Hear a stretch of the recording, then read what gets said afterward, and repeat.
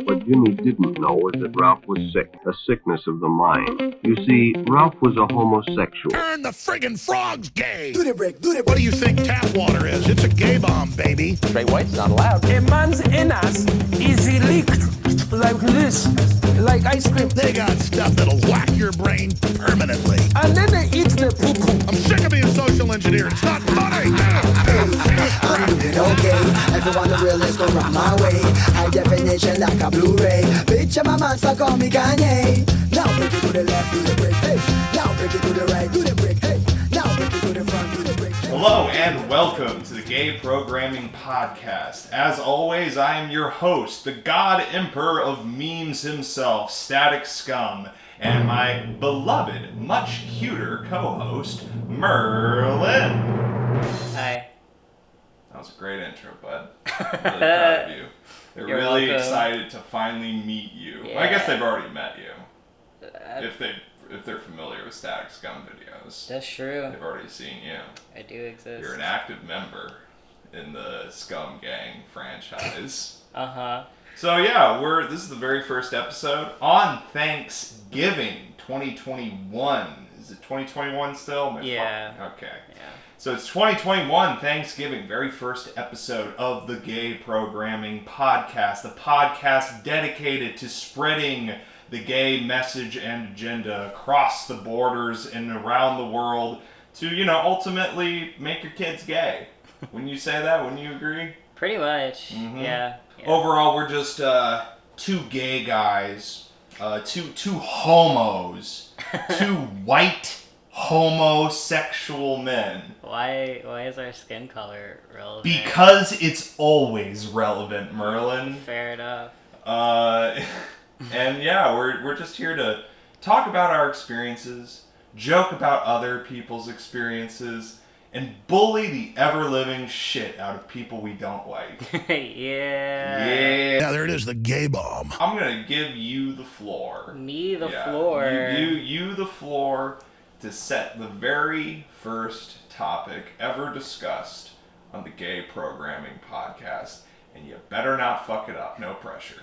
Normally I would complain and be like, why are you making me pick the first one? But no, actually, This is gay. It's like the thing that you're really good at. I is am very being good at gay. being gay. So you, No, actually, I was thinking about it, and I was like, this would be kind of a good topic, especially for the first one, because it very heavily focuses on our backgrounds and history with our queerness. So this was something I was just going to ask you, and we've kind of touched on this topic before, but you've got the squad of moms. Mm-hmm.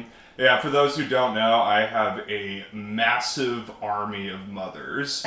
I have so many mothers, it's fucking crazy.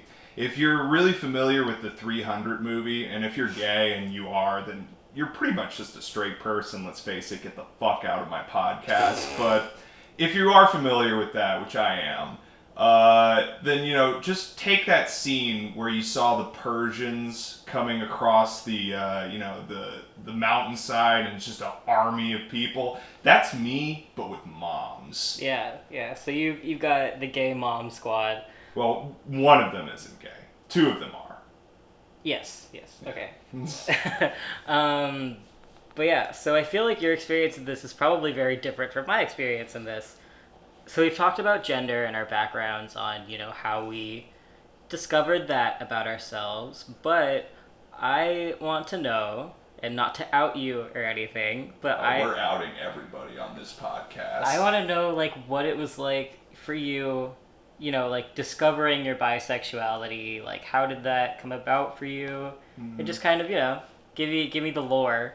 I mean, I feel like there's a lot of people, especially with my history of working in, theater companies when I was younger, especially as a stage manager. I hung out with a lot of libtards. Just the fucking dumbest, Hufflepuff breathing motherfuckers that you'll ever meet in your life.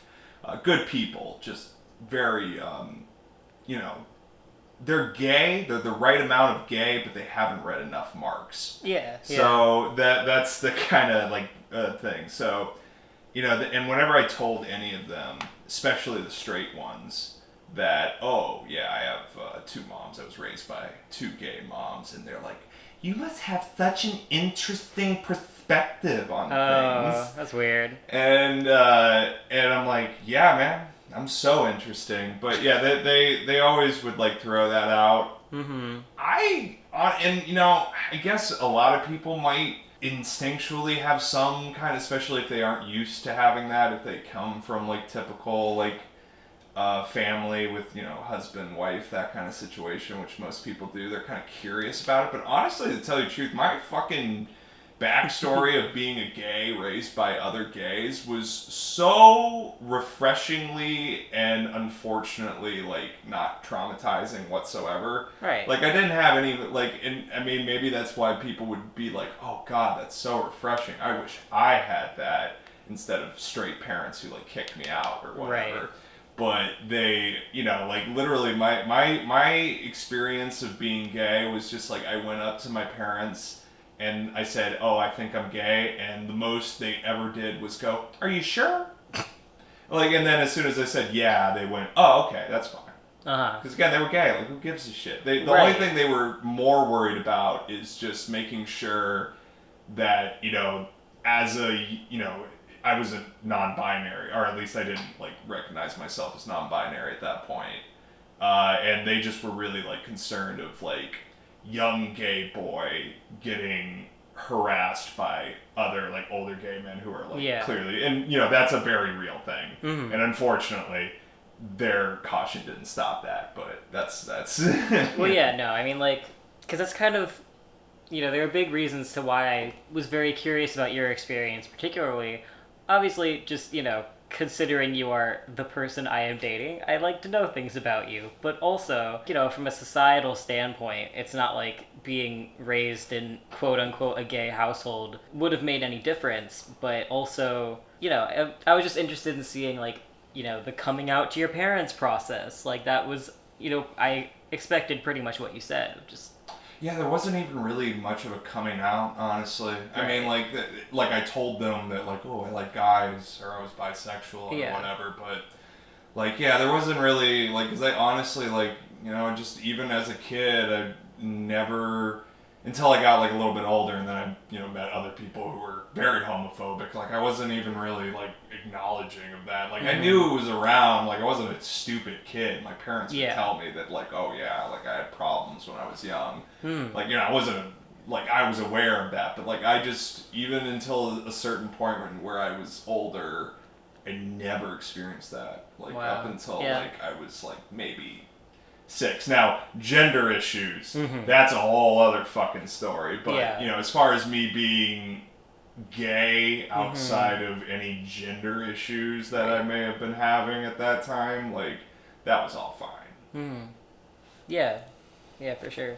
It's just so interesting. I mean, yours must be complete fucking opposite side of the coin. Why don't you tell me? Because, you know, just we can't have a gay experience podcast where, you know, I'm just going like, yeah, me being gay was awesome. I didn't have anybody call me a faggot or threaten to kick me out of the house. Yeah, well, yeah. So, my experience, well, I think it's one thing that's really vital to pretty much any story I share about my childhood is knowing that my parents, like, did not love each other, nor were they compatible as parents, if that makes sense. Like, they were both complete opposites, but, like, opposite extreme ends of the spectrum. Yeah. And they separated when I was really, really young.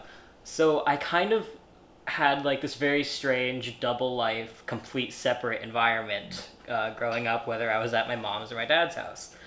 So I got to come out twice to each one. It was just...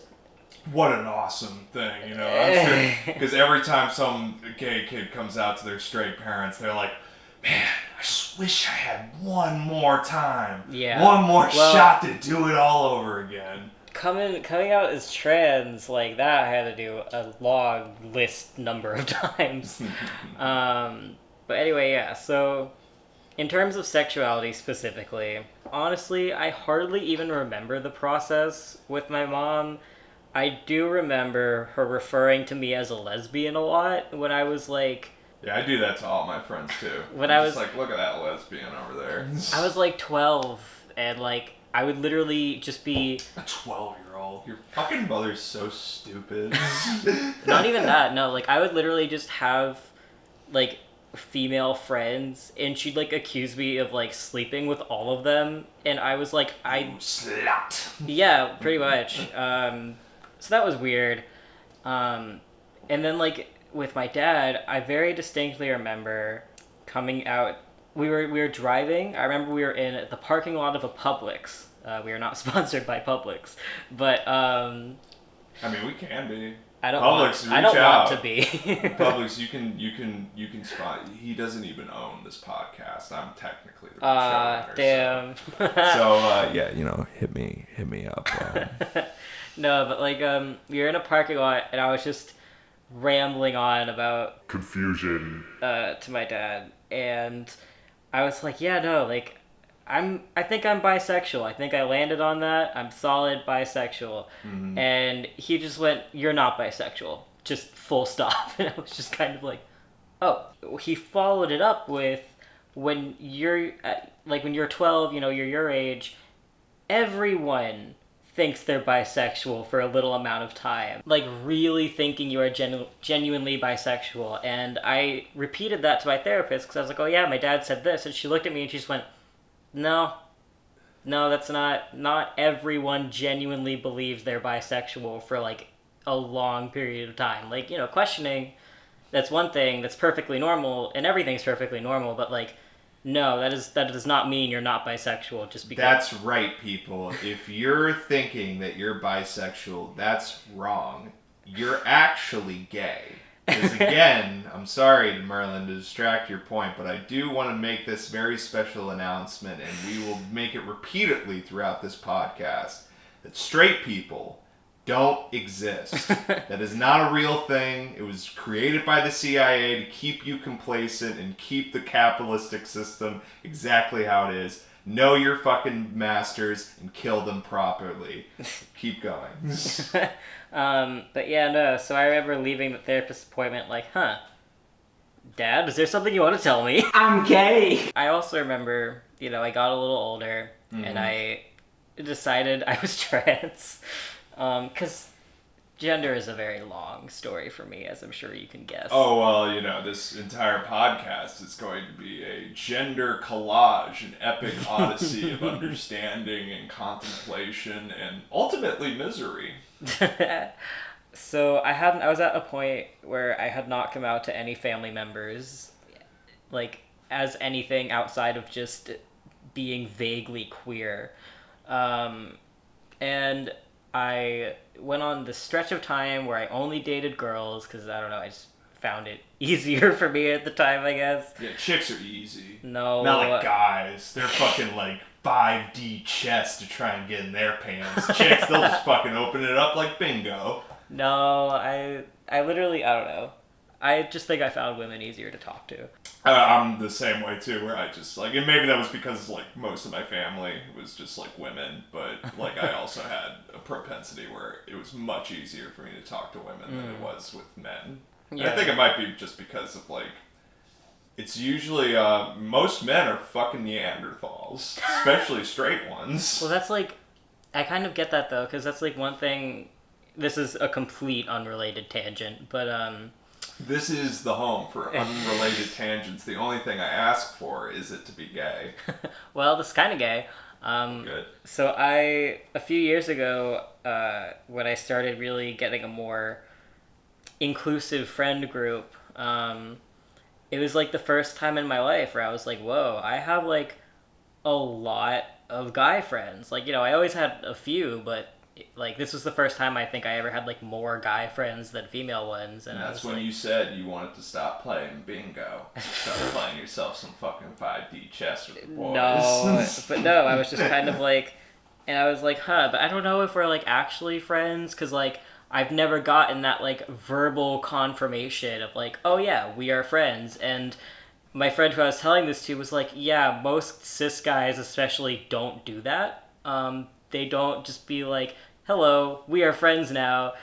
Good. At least in like... I mean, kind of. Like, I feel like with especially cis guys, it's more of like an unsaid thing. Yeah. Where it's just like, yeah, it's Eric, and he's at the same bar that I happen to go to at the same time, and we're going to stare at the same sports station for 50 years without ever knowing our last name of the other guy. Well, yeah, and I think, I mean, the way I kind of, I guess, rationalized it and explained it was, I think a lot of it has to do with that weird, like, toxic masculinity and not talking about feelings and mushy, girly shit. And it was just kind of, because in my experience, at least with the people I interact with, like, you know, feminine identifying people, I think, are a lot more likely to be like, I would die for you, you're so gorgeous, we're gonna be best pals forever.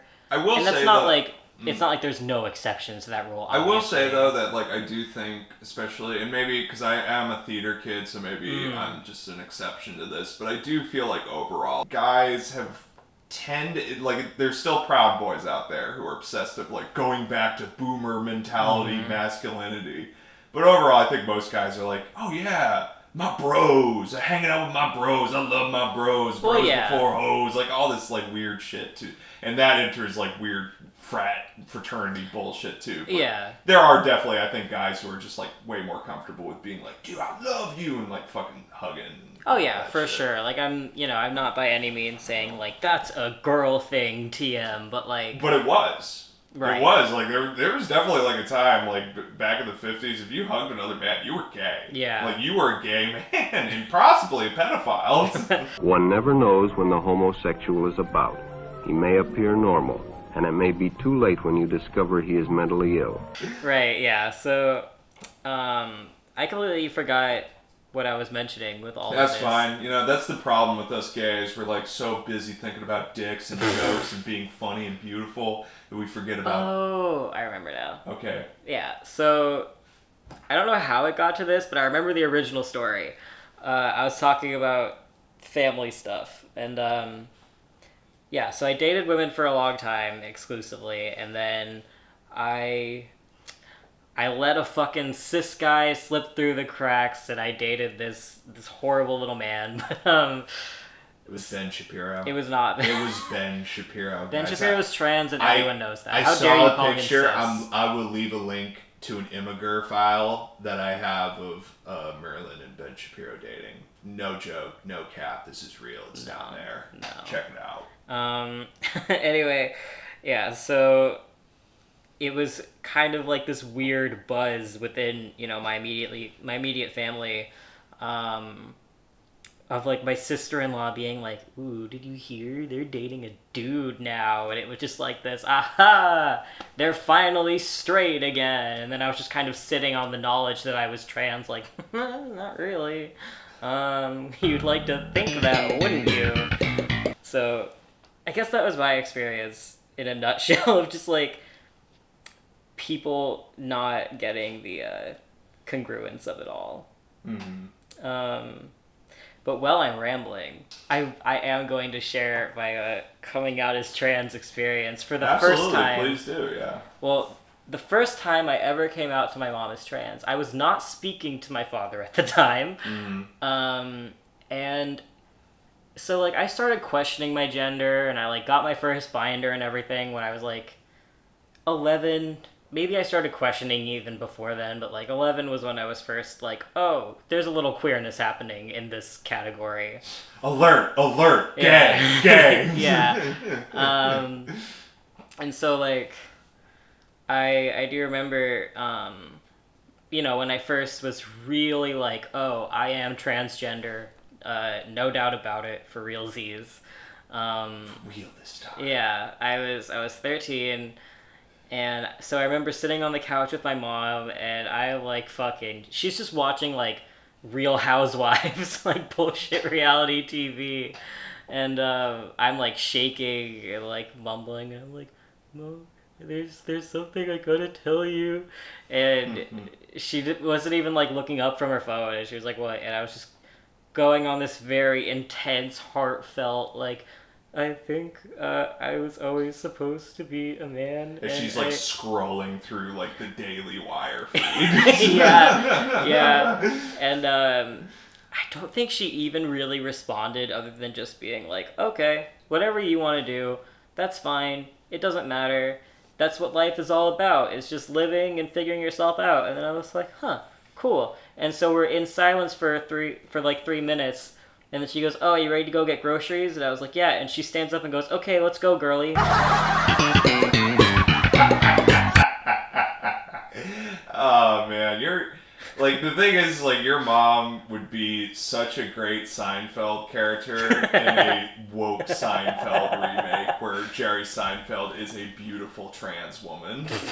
So that was the first time, and it wasn't, like, this went on until I was 17, like, trying to coerce her into signing forms so I could start testosterone. Like, it was just an ongoing battle up until that point, to where now she's finally like, oh, this is for real. Does she respect it? No. But she knows it's not going away. Yeah.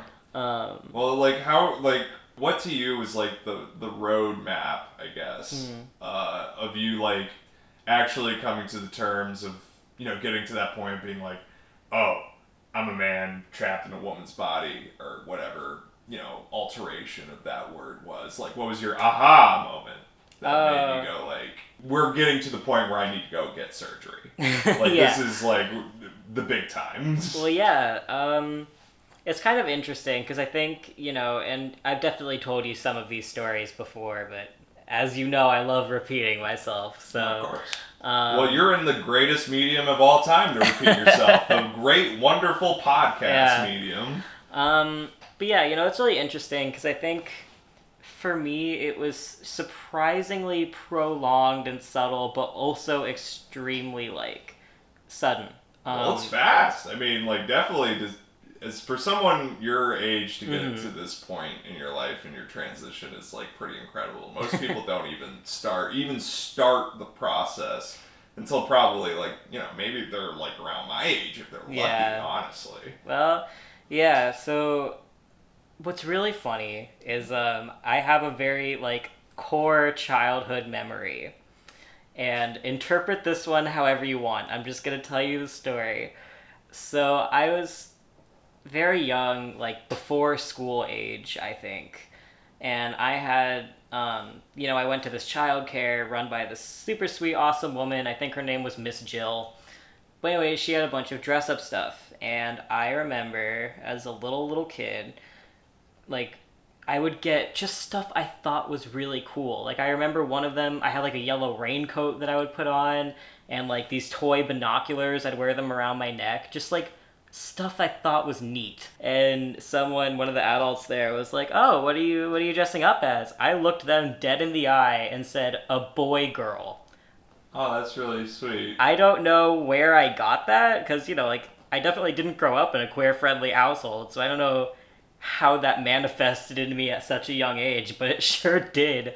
Even though we're a program that is literally named after, like, the gay program of indoctrinating your kids, motherfucker, you are born with it. Yeah.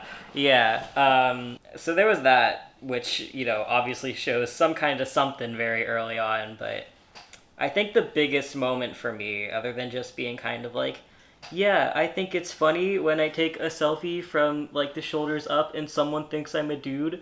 I remember I was 13 and I was at the mall with a friend of mine who I'm still in very close contact with today. And she is just the most lovable, naive, cishet person you've ever met. As they often are. Right? Those poor bastards. So we're at the mall on, like, a Saturday. Perfectly normal, perfectly chill day. And her mom comes to pick her up, and they're like, she's like, oh, do you mind if I look at some shirts for school for her? And I was like, oh, no, it's fine. You know, I'll just walk around with you guys until you're done. And we're walking around, and my brain, just out of nowhere, gives me the thought, every single person out of, like, the hundreds of people in this mall right now perceive you as a woman. And I fucking broke down. I started crying. I started shaking. Like, it was just... I lost my goddamn mind. And my poor friend is like, are you okay? What is happening right now? And I remember when I was finally calm enough to speak again, I said, what do you think about transgender people? And she was like, whatever makes them happy, I guess. Why? Are you trans? And I said, I think so. And that was the first time I ever came out to anybody.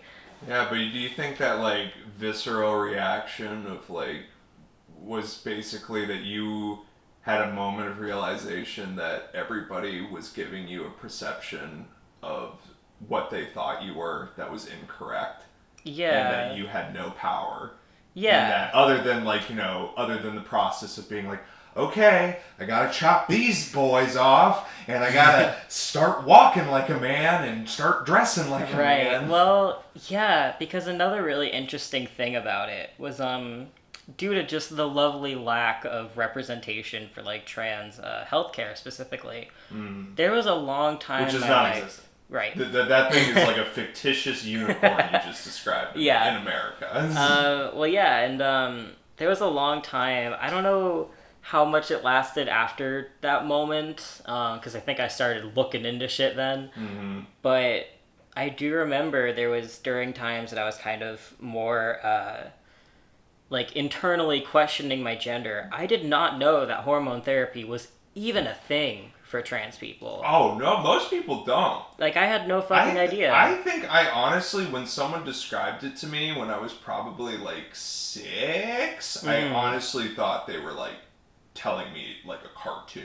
Yeah. I thought they were telling me a movie. Right, and yeah, so, like, there was just kind of, like, another really pointed moment that I think was a big hint at, like, the first times I ever felt that thing described as dysphoria. Which isn't real. It's totally not real. It's totally not a real thing for science that's been established for centuries now. Yeah, well, I was looking... I think I was shopping for clothes, because it was about to be, you know, summer in Florida, and I was looking for sleeveless shirts, tank tops, that sort of thing. For sex. And I remember just looking at, like, the, you know, male... like, just the clothing models who were just wearing tank tops that didn't even have their heads. It was just, like, the tank tops on them. And I remember thinking, like, no matter how good of a binder I get, no matter what it is, like, I will never look like that. I will never have those shoulders. I will never have that muscle definition. And, like, I didn't know HRT was a thing. I don't even think I knew top surgery was a thing. And it was, I think I started crying, like, in my room in the dark by myself. I think that's what, like, because it's, like, so fucked up where gender dysphoria is, like, this real thing. That there are genuinely people who, like, for a lack of a better phrase, like, are born in the wrong body.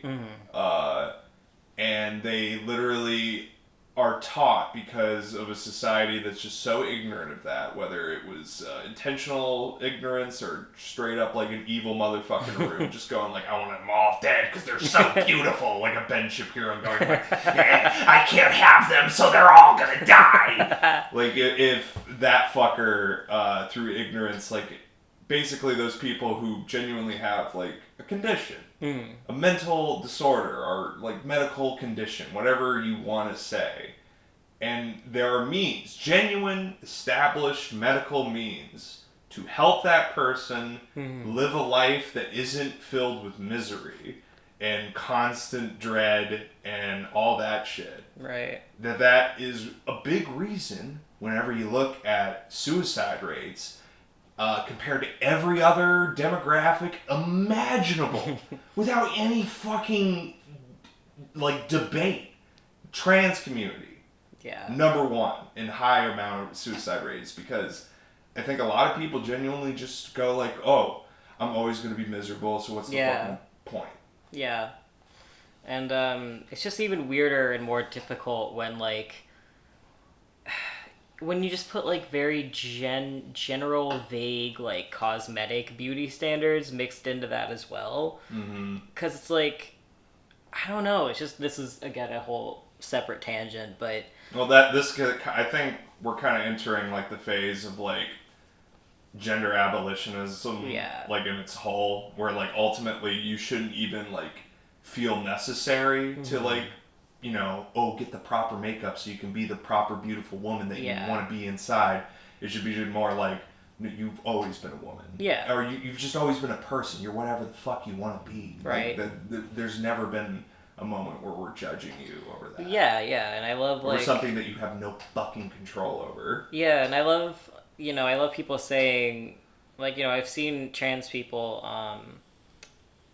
you know, like, the whole terminology of, like, a man in a woman's body, and I've seen people be like, no, this is a man's body. I'm a man, it's my body. I don't care it has tits, I don't care it's got a vagina. This is a man's body, and I love that. Like, I support that so much, but, like, it is kind of weird, you know, especially, I think, when you're so young, because... You know how teens are, like, the whole, like... I know how those kids are. Yeah. I've been going on the Instagram and watching how those crazy kids have been up, though. Yeah, I was a child myself once. But no, like, it's just, because, you know, like, the whole deep need for, like, validation of your peers, that's kind of always there, but especially when you're a teenager. Oh, yeah, like, everyone feels that. Everyone has, like... Every single person, and I'm gonna give it to the cis straights, even they feel shit about the existence that we all continuously dread. Right, and like, it's just so weird because you're... Just being trans and gay is more so. Yeah, and it's just so weird or when minority or black or anything, really. That isn't white, straight, cis. When you're like, I don't know, like, because a big problem for me, and this might... Yeah, I know this is a universal experience in most degrees, but I think also just kind of who I am as a person didn't help. But, like, you know, I really thrived as, like, you know, an older kind of teenager of the knowledge that people found me desirable. Like, I was like, oh, okay, this is all I have going for me, just because, you know, insecure, depressed, whatever. But it was, like, straight men who found me desirable as a female person. And... They all want to be gay. They all secretly, in their dark little fucking hearts, want that dick and want to be gay. Right. Well, it was just weird, because I was like, shit.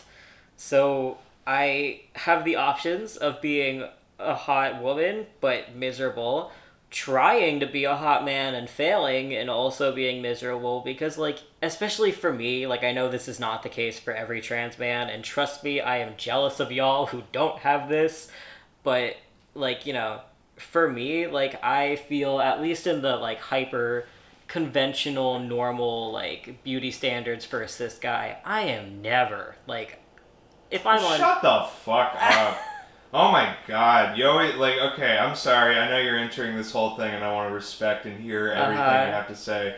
But the thing with Merlin, and this goes out to a lot of you beautiful trans people out there. I understand that dysmorphia creates a weird illusion whenever you look in the mirror where you're like, oh god, I'm short. My legs are too short.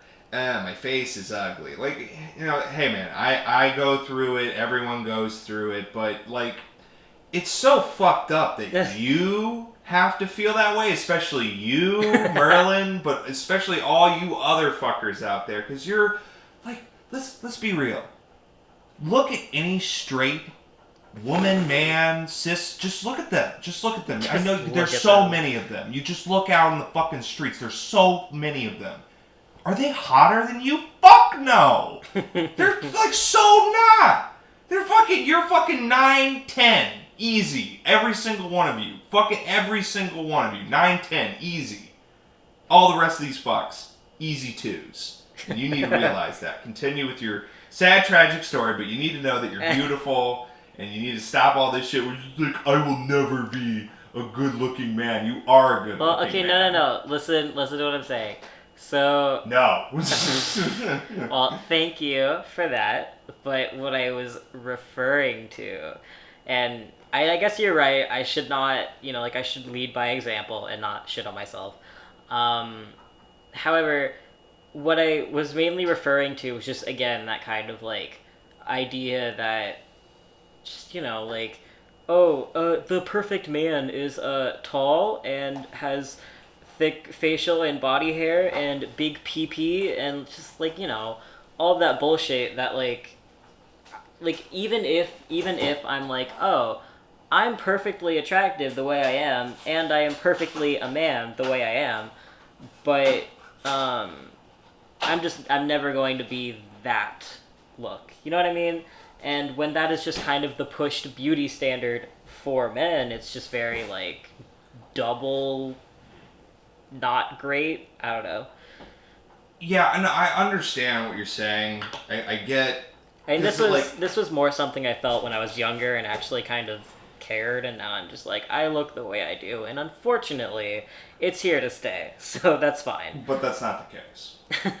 No, I mean, like, seriously, in all honesty, like, yes, love the body that you have now, because that's very important, because you can't possibly move forward in life without, having some positivity in the current state that you are. But you can, like, Merlin, how old are you? I'm going to edit that out because I don't want people to be weird and use that information. I'm going to put a beep there. Okay. But all you need to know, audience, is that he's young. He's young. I feel like that's more suspicious, just calling me vague young. Well, he's over 18. That's all I can tell you. Right? And, like, this isn't a weird, illegal gay marriage. And I know some conservatives are going to take that, and I love that. Take it. Go ahead. It's going to spread the word of this podcast. Right. But ultimately, I will say, is that, regardless, even me, we are both young people. Mm-hmm. We have so much more of our life to go through. You more so than me. And you have the ability to change. I just want you to know that, even besides this podcast, like, fuck this podcast right now. I want you to know, Merlin, as my boyfriend, that you have the ability to change, and I know you will. And I know that currently you are the most beautiful man that I've ever had the pleasure of being in a relationship with. But also, I want you to know that you have so much more years to grow into the perfect man that you envision yourself to be. But you already are. I don't know. Well, Anyways. like, even outside of that, and thank you, baby. That is very sweet. I love you for that. But that's the thing, like... I'm going to get my dick sucked tonight. Not anymore. I needed to levy up. This is getting too sweet. Uh-huh. The memers are clicking off. But no, just like, because the thing is, like, when I, like, male swimsuit model aesthetic, like, I don't even want to look that way. Like, I would... Who does? Yeah, and that's the thing, like, You're gross. But I'm just referring to, like, being a child and just being like, I want to be whatever is attractive and likable on a grand scale so that the most people will like me. It's the most... I want to almost cry. Well, that's just how it was. And just being trans just added such a layer to that, where it felt like...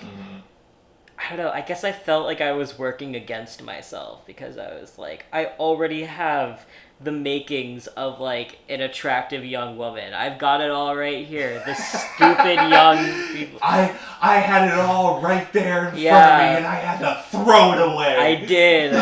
I did throw it away. You look at your cut off tits, and you're like, I know you were perfect for me, but you needed to go. It's true. Nah, I hope I don't sound too weird, but I feel like I honestly think there's a lot of trans people out there who probably are going through that, and I think they appreciate hearing someone also going through that. I think it's a really common feeling. Yeah. It's a fucked up process, and it doesn't help that we're in a country that, like, has no safe spaces that help encourage people to cope with that in any kind of, like, meaningful way other than going on Instagram to the real static scum and laughing at his memes.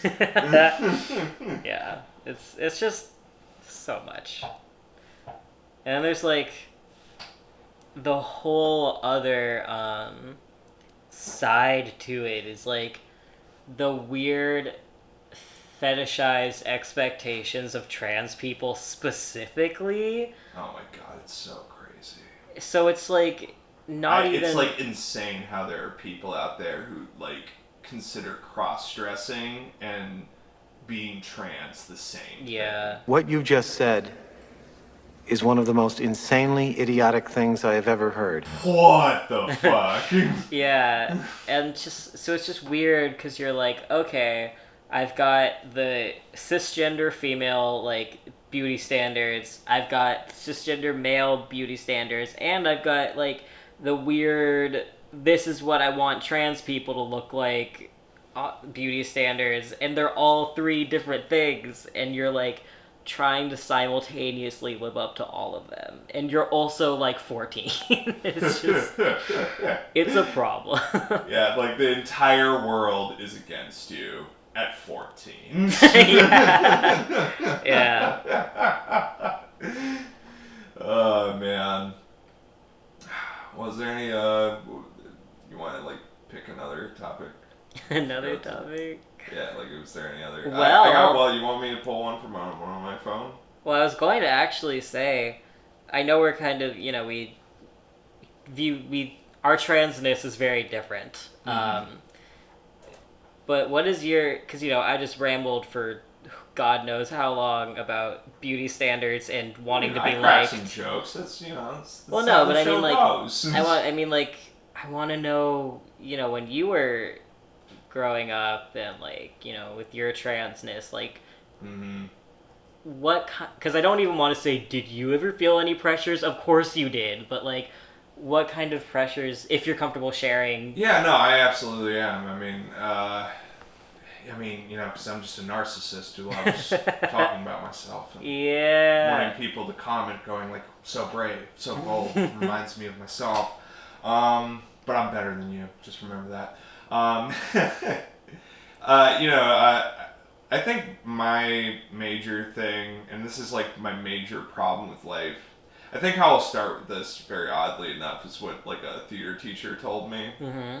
And it was like, he just basically told me where the biggest problem with you, Nick, the biggest problem with you, Static Scum, is that you pretend like you don't take anything seriously, but everything is serious to you.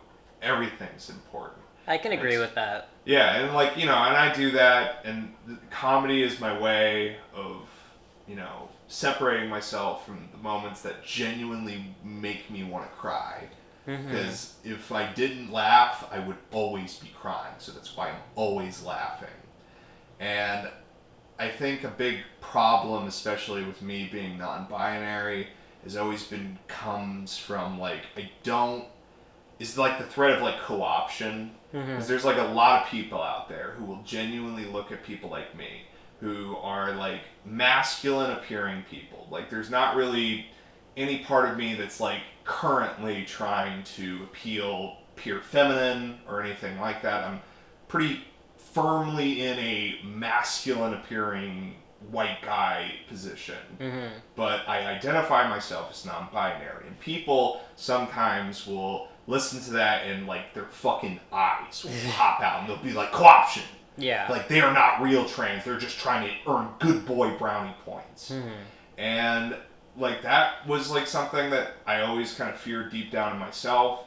And like there's also like, low key, a big part of why I came out non-binary myself was after an acid trip. That was when I found out, when I like really was like that. So there's always been this like deep part of me going like, was this just like a psychological like drug experience that just kind of altered my perception, or was this always a part of me? And like now I've come to the point where like, no, I do attribute myself as non-binary. Yes, I do sometimes refer to myself as he. There's probably even points during this podcast where I refer to myself as a he or anything like that, but it all comes down to me. I personally attribute myself as they, he, because I just want to get myself entirely out of attributing myself as a man, because at the very least I know that I'm not 100% that. I'm not a man. Right. In my whole kind of thing. And, I'm still on my whole journey, because, again, I'm a millennial. I wasn't birthed the great glory of being a gender fighting revolutionary warrior like the Gen Zs. I was a fucking lame-ass, skinny jean millennial. So, maybe my path is, I think, a little bit still murky in that boomer aesthetic that millennials were still on the verge of being trapped in. And now I'm, still in my evolution. But, hey, that's why we're doing this podcast. So by the end, I'm going to be a hot MILF. I'm going to be the hottest MILF that you've ever jacked off to. OnlyFans. Soon to come. Well, yeah, I mean, that's just kind of like a big thing that I feel, especially with that, where, and I definitely feel like even, quote-unquote allies, or sometimes even trans people themselves, knowingly or unknowingly do this thing where they kind of, when perceiving just the idea of, non-binary being a thing that exists, they make it this third gender. This third box. This, like... Yeah, and that it's is a not thing. what it is. Like, so, like, it's kind of the thing where... And I was talking to a very beloved and close friend of mine where, I was actually interviewing them for a political thing, and... was that article that never happened? Yeah, that was the one. But, yeah, so I was talking to them, and I was like, and I didn't even end up using this in the part of the article, because it just wasn't as relevant. If you still have it, we should, post it somewhere. I'm planning on doing, a page for the gay program. Maybe we should, if you feel open and they're still comfortable with it being released. Yeah. But you continue, I'm sorry. No, you're fine. But yeah, so I was talking to them, and I was like, just kind of briefly... Oh, wait, no, you know what? This wasn't for the article. I still have the article, and I did, ironically, interview them for the article as well. This was for that second book I've been working on for way too long. Oh, yeah, because Merlin actually has a first book, which is called... Self-Help for Real This Time by Merlin Kirby. Yeah, and very we'll nice. actually, if you feel comfortable, we will put a link to that where you can buy or look at that. Yeah. Because it's actually a pretty good book. Go for it. But yeah, so anyway, I was interviewing my friend, is the premise, and I was just kind of like, can you just kind of, obviously this is a very long and detailed thing, I'm sure, but can you kind of very briefly, in baby words, explain what being non-binary means to you? Like yeah, and they were like, okay, so picture that dumb, spectrum of, pink is for girls, blue is for boys. I'm green. I'm not purple. I am, green. I am a whole other thing. And I was like, that's such a good way of describing it. Because I think so many people view being non-binary as purple. It's just you're in the middle, but it's you're not. Yeah, I think they, picture that, circle graph where it's, 2 circles and then, middle. Yeah, a Venn diagram. Yeah. Boy, girl, non-binary. Yeah, and, I'm sure for some people maybe that is how it feels to them, but...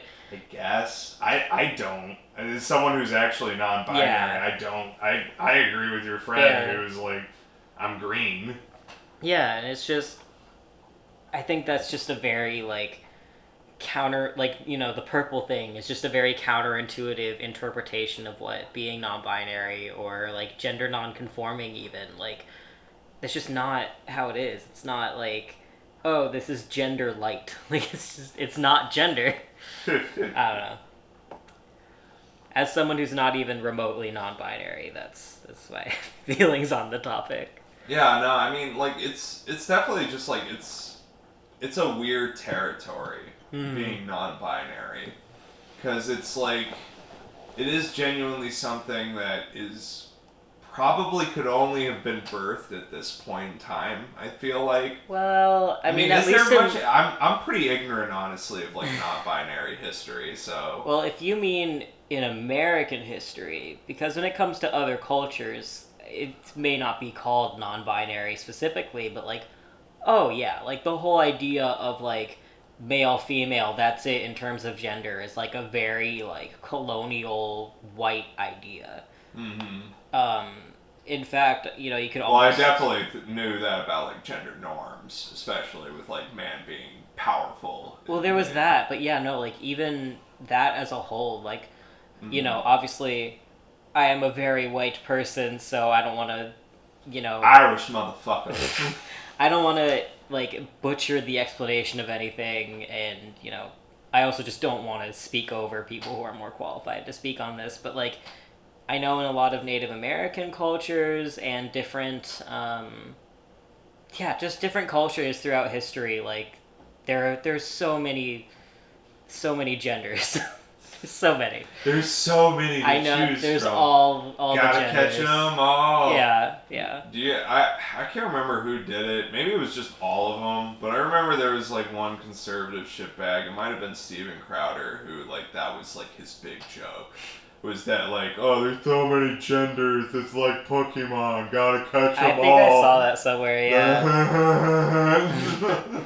What a dipshit. Yeah. Oh my god. And, you know, the funny thing is I'm 100% convinced that Steven Crowder is, like, the gayest motherfucker around. Like, that guy 100% jacks off to sissy hypno porn. Oh, God. Like, 100%.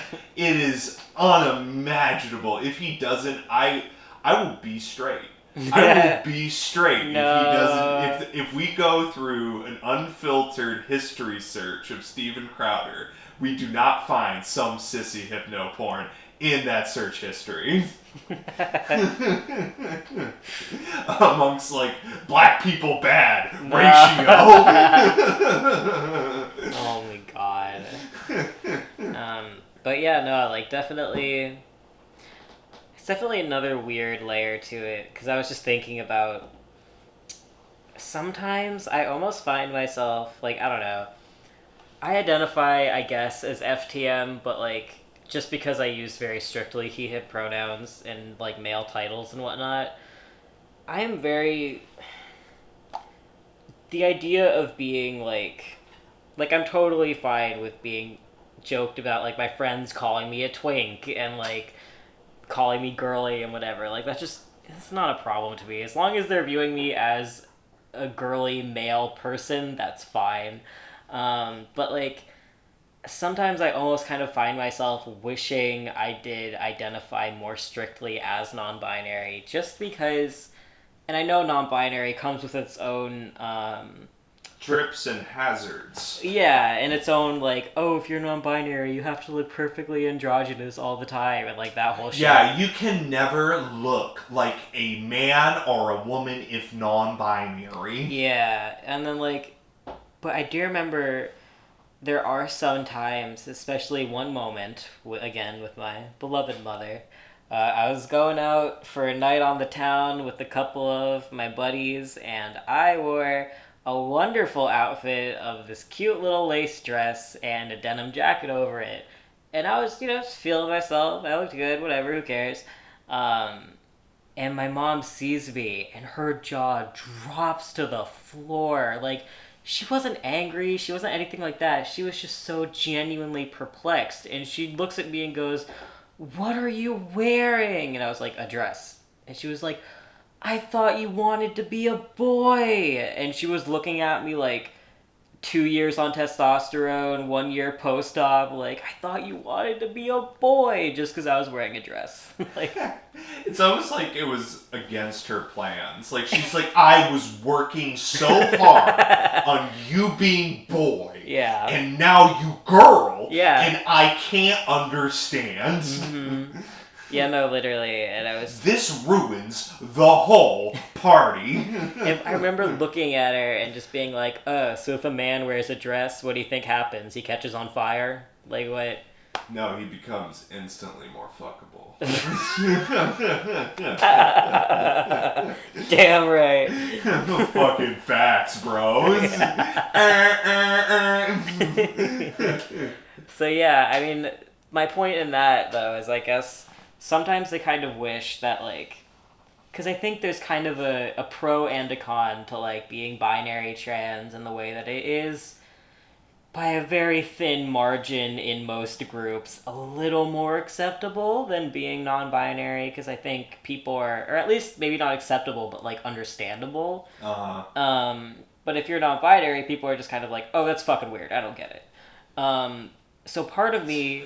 Just typical socialist contrarian. Can't pick a side, so you choose none. Like, fuck off. Yeah, and part of me is like, oh, well, like, you know, that sounds shitty, and I'm glad, in a way, I don't have to put up with that on top of all the other things I have to put up with as a trans person, but I'm also like, I feel like the only reason that binary trans people are a little more understandable is because there's this small amount, at least in the perceptions of cis people, that you're still conforming to their ideas of what gender is.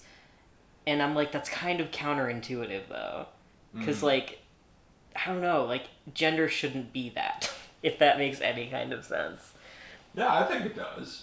Okay, because I feel like I'm just stringing words together with a tinfoil hat on right Hey now. man, that's really what all podcasts are. It's just anything to fill airtime to make these lonely gay fucks feel like they have two friends in their lives. I feel like That's right, buddy, because you're my friend. Shit, I dropped my phone.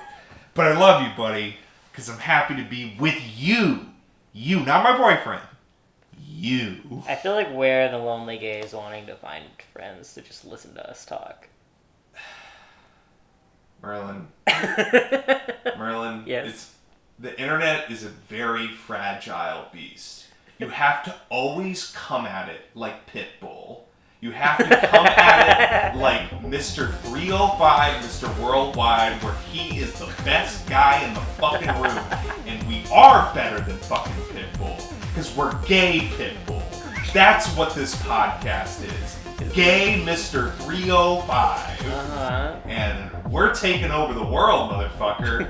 And I think it's a good time to end the podcast because we've actually hit an hour. Wow. Like well over an hour now. Well, Really? probably not well over an hour, but like definitely approaching on it. And I think it was a good podcast. Yeah. I think, we filled up like at least 50 minutes of time in this. So definitely I think we'll be back for episode 2 and many episodes to follow. Well, I guess we should go through our little links of how people can connect. Merlin, I know we mentioned your book, which we'll put down below. Is there anything else people should know about? I know you're just kind of establishing. Maybe we can even mention, because again, he's going to be the permanent co-host. He's not like a guest. He's not going to disappear. He's going to be in the next episode, so we'll figure this out if he doesn't. But, we'll definitely have his book down there. But Merlin, is there anything else you want to pitch? My Instagram is angsty_vegan. It is private. I might make it unprivate someday. I don't know. But if you want it, that's it. Yeah, if you're a cool person, but if you want to get vetted on the process of getting a accepted friend request from Angsty Vegan, maybe a good place to start would be in my not private Instagram at therealstaticscum. Link down below. I upload so many memes on there. It's insane. I'm like fucking Hamilton. I'm like gay trans Hamilton. Gay trans non-binary Hamilton. Always fucking writing memes. Dank memes for you gay fucks to enjoy and laugh at. So why don't you go there to enjoy that? Maybe hit me up. Maybe we can get some friends. And if you're really good, I might tell Mr. Angsty Vegan over here to accept your request and say, hey, this one's one of the good ones. You can also see me on Static Scum, which is my YouTube channel. It's a little inactive right now, but much more content's going to be coming out soon. But we're mostly focusing now, I think, on this podcast. But yeah. So is that it? I think you know what? Since it's Thanksgiving, we might as well have a nice little moment where we say what we're thankful for. So why don't you start, Merlin? What are you thankful for this wonderful gay programming Thanksgiving episode? What am I thankful for? Yeah. I'm thankful for everyone who's going to watch years and years worth of podcast episodes so that they can go, wow, Merlin doesn't sound like a dope anymore, because I'm thankful for the fact that hopefully I'll stop sounding like a dope. You sounded great. I think honestly, like, this is a much better podcast than, like, if it was just me going, like, like, you know, that would be horrible. Rip headphone users. You give this podcast the soul that we need. So I'm thankful for you, Merlin. I'm thankful for you being my gay. Okay, there we go. I'm thankful for you being my co-host, my lover, my partner, my friend, and all that other gay shit. And as always, I love you, and we'll see you again in the very next podcast. Bye! Bye. Gay science.